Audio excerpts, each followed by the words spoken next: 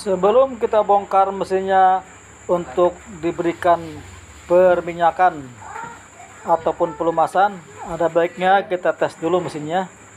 Kita coba jahit.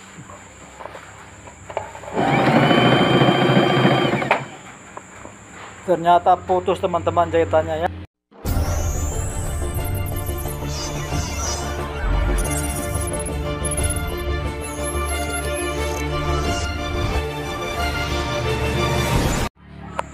Apa penyebab mesin ini benangnya selalu putus ya? Jahit pelan putus, jahit kencang apalagi pasti putus. Nanti kita bongkar sama-sama ya. Pertama kita bongkar dulu sepatunya, kita lepas seperti ini teman-teman. Kita lepaskan semua, dia punya skoci keluarkan, dia punya rotary hooknya dikeluarkan. Ini kita mau bongkar mesin ini untuk diberikan pelumasan teman-teman ya. Kita bongkar ini teman-teman untuk membuka covernya ya. Saran dari perusahaan Singer itu tiap 6 bulan sekali kita harus membongkar total ya, maksimal 1 tahun 1 kali untuk diberikan minyak ya ke seluruh bagian. Agar apa? Agar mesinnya tetap lancar, tidak ada karat ya, tidak ada benang-benang yang menumpuk atau sisa-sisa benang yang menumpuk pasti akan masuk ke bagian dalam teman-teman. Walaupun sudah tertutup rapat pasti aja ada yang masuk, apalagi sampai berbulan-bulan sampai bertahun-tahun ya. Ini kita berikan buat teman-teman yang mau berusaha di rumah ya, dengan cara melakukannya sendiri mandiri. Ini kita kasih tahu cara bukanya. Ini kita kumpulkan seperti ini teman-teman ya. Bautnya jangan sampai tercecer. Yang sudah dibuka kita kumpulkan baut-bautnya. Ini bagian belakang kita bongkar. Bagian samping ini ada baut teman-teman, yang paling bawah tuh ya, yang paling bawah dan yang paling atas. Jadi di belakang ada 3 baut. Samping ini ada 2 baut. Kita keluarkan teman-teman bautnya. Jadi buat teman-teman yang punya mesin di rumah sudah bertahun-tahun tidak pernah dibongkar, sekali-kali teman harus bongkar ya. Kenapa? Karena dikhawatirkan satu saat nanti mesin yang tidak pernah diberikan minyak atau diberikan pelumasan menjadi berat teman-teman. Akhirnya si dinamo tidak akan kuat menarik beban karena beratnya. Ini kita buka, sedang membuka baut yang paling atas teman-teman ya. Yang atas ini nggak perlu dibuka semua teman-teman, asal kendor aja ya. Asal kendor udah cukup dia. Jadi kalau misalkan dikeluarin semua juga nggak apa-apa, tapi jangan, saran saya jangan dikeluarin ya. Asal dia kendor sudah cukup. Mulai saja teman-teman, tidak ada yang sulit, tidak ada yang sulit. Sudah pasang semua. Nah bagian atas ini nggak perlu dibuka teman-teman ya, nggak perlu dibuka. Kalaupun kita mau paling dikedor aja dikit ya. Kenapa? Karena nanti berhubungan dengan di dalam. Ini nggak perlu dikeluarin teman-teman, asal dia punya dikit aja udah cukup. Kita buka sekarang bagian bawah ya teman-teman. Lihat teman-teman, bagian bawahnya kita buka ini. Nah seperti ini teman-teman. Ingat ya, ketika membuka baut selalu berputar ke arah ke kiri. Itu rumusnya, tiap buka kiri masukin ke kanan. Nah, kita buka. Ingat teman-teman, ketika membuka teman-teman perhatikan bautnya yang mana, jangan sampai ketukar ya teman-teman ya. Pada baut yang panjang ada yang pendek, cuma itu aja.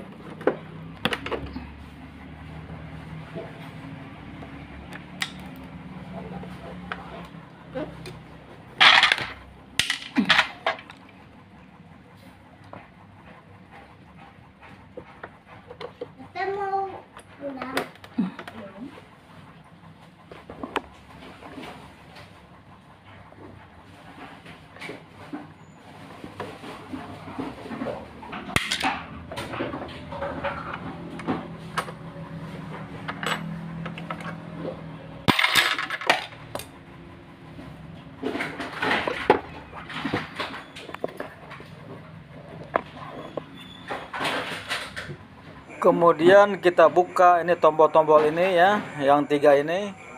Ingat ketika membuka jangan sampai salah nanti ketika memasangnya. Perhatikan nomor-nomornya ya. Ini seharusnya mudah ini membuka ini ya, karena mungkin lama tidak dibuka sehingga dia agak susah. Nah, ini kalau sulit begini jangan dipaksa ya, nanti patah. Kalau bisa kita tetesin minyak juga. Kalau nggak bisa jangan dipaksa teman-teman, pelan-pelan. Coba kita buka dulu yang lain ya. Yang di samping ini ada baut nih. Nah, ini baut buat melepas antara cover depan dan cover belakang teman-teman. Biasanya setelah ini dibuka nanti berpengaruh kepada tombol yang tadi di depan ya teman-teman.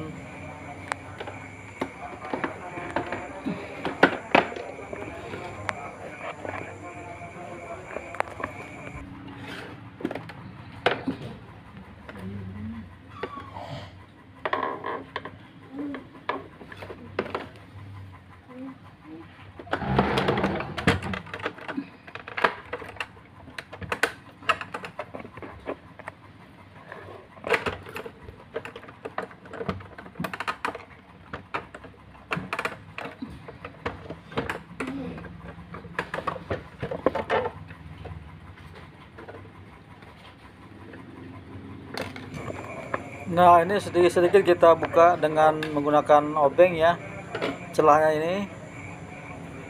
Membuka ini memang agak sulit teman-teman ya. Artinya dia tidak semudah yang kita bayangkan ya. Di saat kita membuka baut, semuanya sudah terpasang, sudah terbuka. Nah, ini baru bisa dibuka teman-teman. Yang penting teman-teman harus tidak punya perasaan putus asa ya. Siapa sungguh-sungguh pasti berhasil teman-teman ya. Jadi walaupun bautnya semua sudah dibuka, tidak serta-merta mudah membuka kapar ini teman-teman ya. Karena dia kan di samping di baut juga dipres ya. Teman-teman tahu sendiri kalau yang namanya dipres itu menggunakan mesin, sehingga dia walaupun dibuka bautnya pun dia tidak langsung begitu saja dia terbuka. Harus penuh perjuangan juga teman-teman. Nah, sekarang udah bisa dibuka semua teman-teman.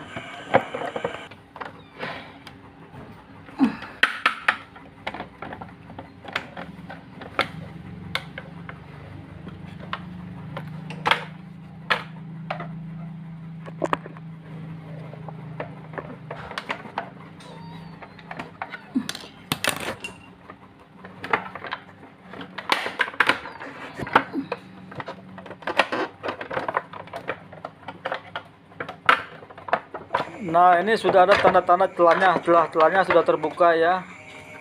Nah, ini sudah mulai ada reaksi nih ya. Dan kita akan segera melepas penutup bagian depan ya.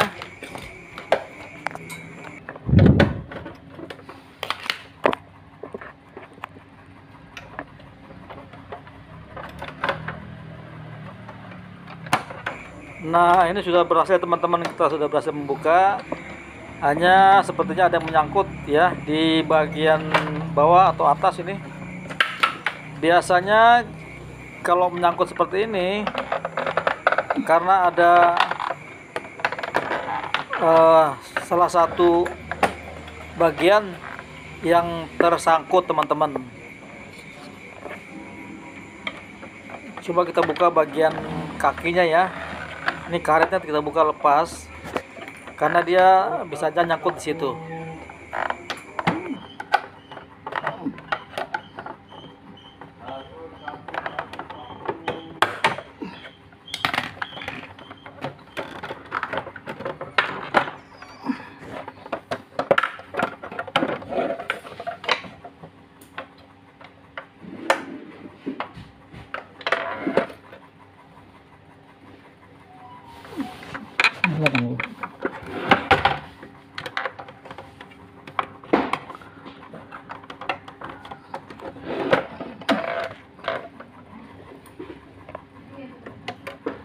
Ini rupanya tersangkut di bagian needle plat teman-teman ya.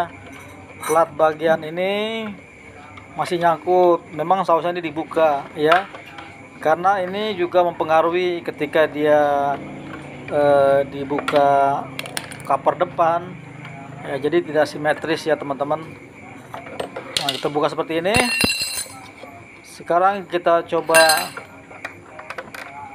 di pojoknya ini ada yang masih menempel teman-teman.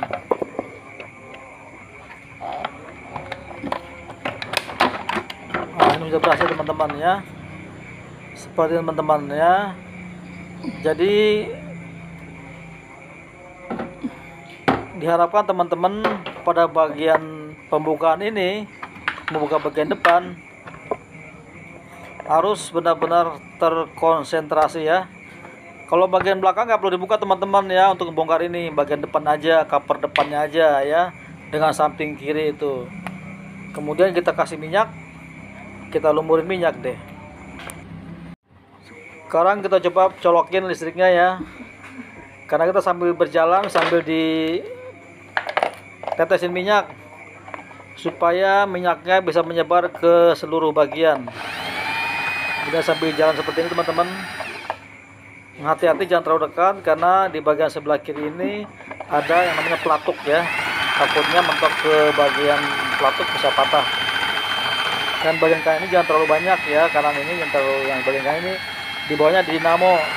Hati-hati ketika di bawahnya dinamo itu, kalau tersentuh minyak atau terguyur minyak, akan mengakibatkan si dinamonya menjadi lemah, bahkan terbakar ya teman-teman. Jangan kan seperti ini teman-teman, sambil dijalanin, sambil ditetes-tetesin ke seluruh bagian supaya minyaknya terserap semua. Terus saja disiram sambil dijalankan seperti ini teman-teman.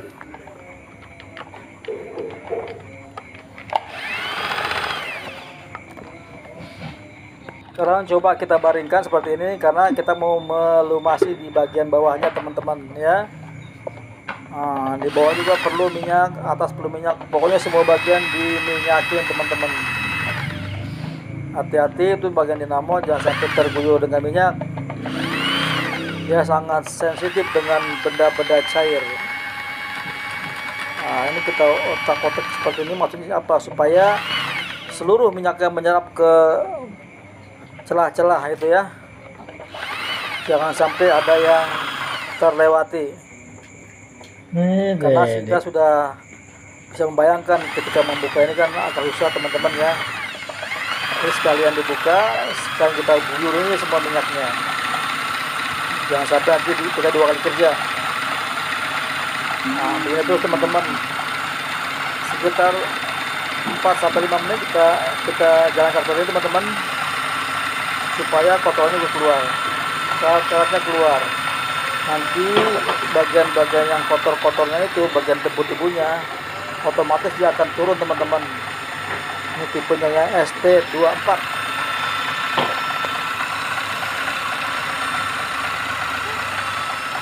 Terus jalan seperti ini. Cuma hati-hati teman-teman, jangan sampai ada yang terkena dengan salah satu patis ini, dan dikhawatirkan nanti kalau misalkan ada kotoran masuk juga akan menjadi macet lagi ya. Ini setelah ini kita bersihkan dengan koas ya, atau dengan lap, supaya bagian-bagian yang karat yang sudah turun atau keluar tidak tertinggal di dalam. Oke, sekedar pengetahuan teman-teman, mesin jahit yang tidak pernah tersentuh minyak atau tidak pernah diberikan minyak bagian dalamnya, lama kelamaan menjadi kering, sehingga ketika digunakan akan melambat atau berat teman-teman ya.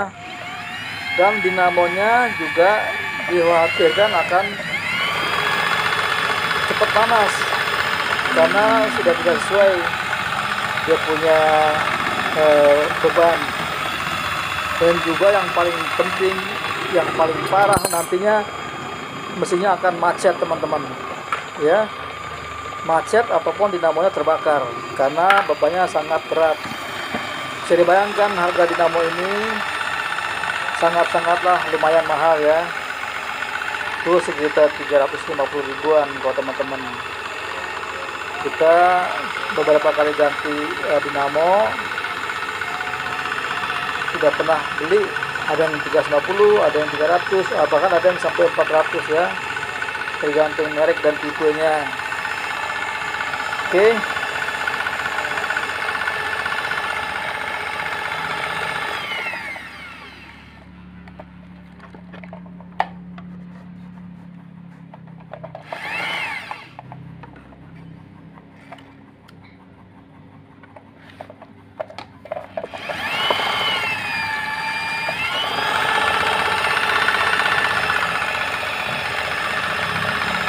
Nah, sementara ini berjalan ya, kita jalankan seperti ini, kita coba lihat dia punya rotary ya, atau biasa disebut saddle hooknya.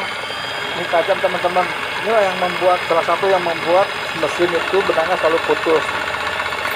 Bagaimana caranya?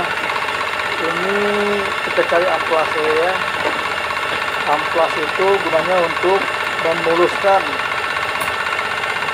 atau misalkan ada teman-teman tidak ada amplas, kita juga pakai kikir ya, kikir yang halus ya, supaya teman-teman ya di amplas yang halus teman-temannya, jangan yang kasar ya, yang ukuran AA400 ya, yang paling halus teman-teman. Ini salah satu penyebab mesin yang suka benangnya putus-putus karena jatuhnya di sini teman-teman. Ini disebutnya, ada yang bilang, ada yang menyebutnya ini rotary ya, rotary atau rotary hook. Sebenarnya ini adalah namanya bukan rotary hook, saddle hook ya. Kalau rotary itu pengertiannya dia berputar terus. Kalau ini enggak, dia ulang alik ya, bolak balik dari kanan ke kanan, itu disebut saddle hook ya. Jadi teman-teman di rumah yang kemudian mesin benangnya sudah putus, coba cek kalpa seperti ini ya. Sebenarnya banyak faktor yang membuat benangnya sering putus itu ya teman-teman ya. Bisa dari saddle hook, bisa juga dari plat medalnya, bisa jarumnya. Ini namanya plat medal teman-teman, atau biasa disebut platnya itu ya. Nah, ini udah tajam nih teman-teman, bagian lubang yang jarum nih, lubang jarum ya, yang dilewati jarum tajam nih teman-teman. Nah, ini kita amplas aja teman-teman, amplas yang halus ya. Nah, mungkin teman-teman ada yang bertanya kenapa itu bisa kena jarum. Nah, ini teman-teman penyebabnya biasanya pernah menjahit tebal. Jadi menjahit tebal itu, si jarum itu meskipun di atas tidak terlihat dia bengkok, sudah dia bengkok, dia ketika menjahit tebal dia bengkok, sudah dia menabrak itu bagian ini, lubang ini ya. Atau teman-teman memasang jarum juga salah, masang jarum terbalik ya, masang jarum terbalik atau kurang atas juga bisa menyebabkan dia akan mengenai bagian ini ya, bagian yang disebut saddle hook. Sehingga saddle hooknya itu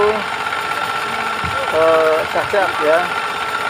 Kalau cacat sedikit masih bisa diamplas, tapi kalau sudah banyak tidak bisa, harus diganti baru. Atau bisa juga teman-teman salah masang jarum terbalik. Nah, itu fatal teman-teman. Kalau pasang jarum terbalik itu untuk jangka panjang pasti akan merusak sistem rotary ya. Nah, ini teman-teman ambil untuk lebih meyakinkan lagi, ambil dia punya amplas kira-kira 1 cm dibagi 2 seperti ini, kita lipat. Nah, dalamnya ini kita kosong-kosong aja teman-teman. Ini maksudnya supaya apa? Supaya yang dikhawatirkan bagian yang pernah tergores atau terkena jarum menjadi mulus kembali teman-teman. Nah, lakukan secara ya seperti ini teman-teman ya. Nah, kita gosok-gosok seperti ini teman-teman. Ini tajam juga nih, dia bisa mengakibatkan si benangnya selalu putus. Jadi tebal juga pengaruhi jarumnya menjadi bengkok. Jarum bengkok jangan teman-teman pakai lagi, harus buang, patahin bila perlu, ganti baru. Oke.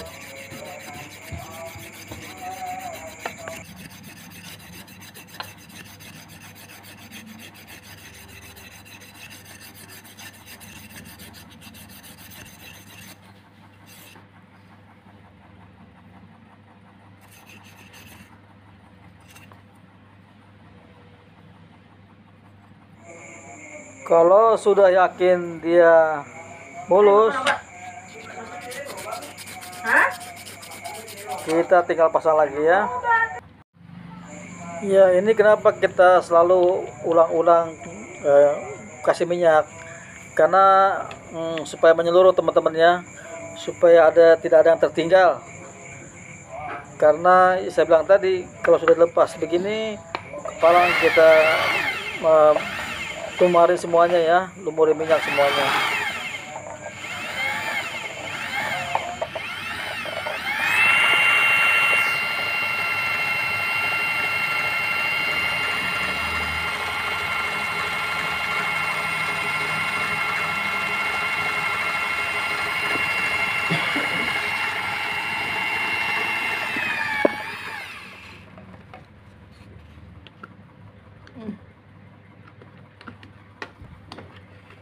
Sambil kita lihat barangkali ada benang-benang yang nyangkut ataupun karatan.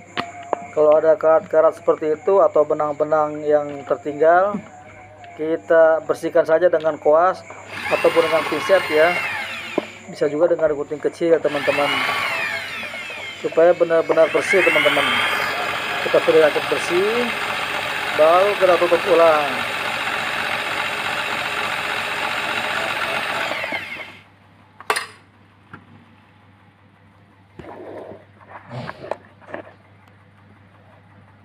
Nah, untuk lebih meyakinkan, kita ambil amplas seperti ini, di bawahnya kita gosok teman-teman.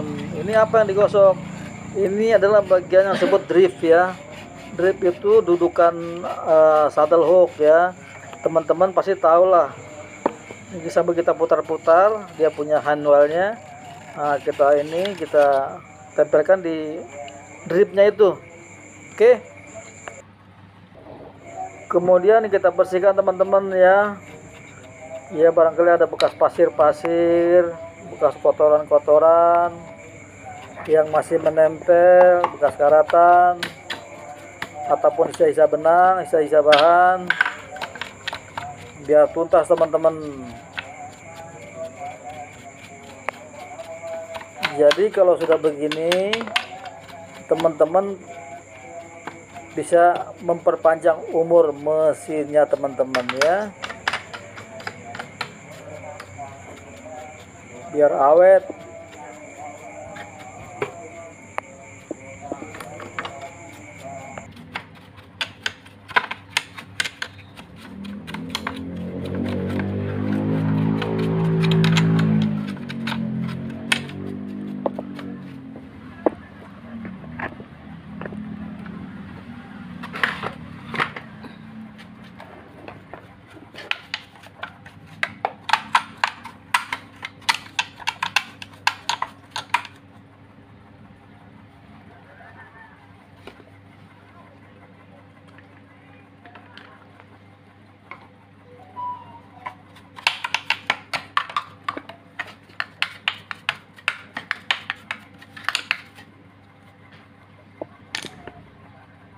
Nah, jika sudah yakin bersih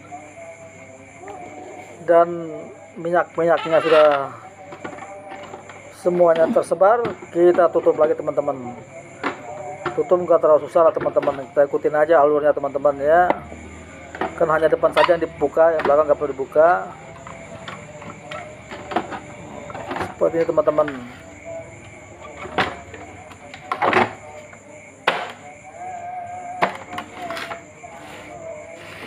Gampang lah teman-teman, pasti bisa lah setelah melihat video ini ya.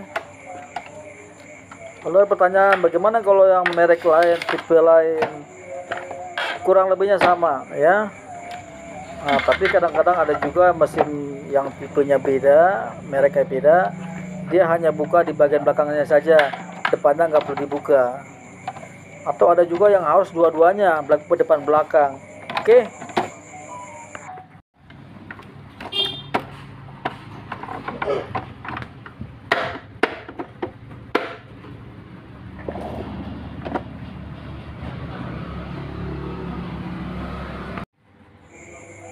Nah, seperti yang saya bilang tadi di awal, hati-hati ketika memasangnya, jangan terbalik teman-teman ya. Nah, karena ini besarnya sama, antara yang tengah sama yang kanan itu sama. Kecuali yang kiri dia agak beda, agak besar, yang buat mode. Prinsipnya sih sebenarnya kalau yang kiri dan yang kanan ini tertukar, yang tengah dengan yang kanan nggak terlalu bermasalah. Cuma nanti ya kurang bagus aja nanti ya. Karena itu kan fungsinya untuk width, itu length itu ya, length itu buat panjang atau untuk buat stitching ya.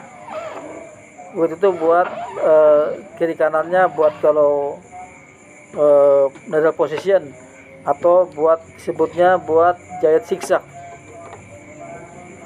Nah, sekarang kita sambil kencangin yang tadi sudah kita buka. Semua ini kan tadi tidak dibuka nih, hanya kencangin aja. Nah, kencangin aja. Bautnya yang tadi kita pasang lagi. Oke. Nah, sekarang teman-teman kita tinggal tes jahit mesinnya. Semua sudah kita bersihkan, kita lap, sudah mulus. Nah, suaranya pasti beda teman-teman dengan yang awal teman-teman. Oke. Jangan lupa subscribe, like, and share Rahmat P Channel.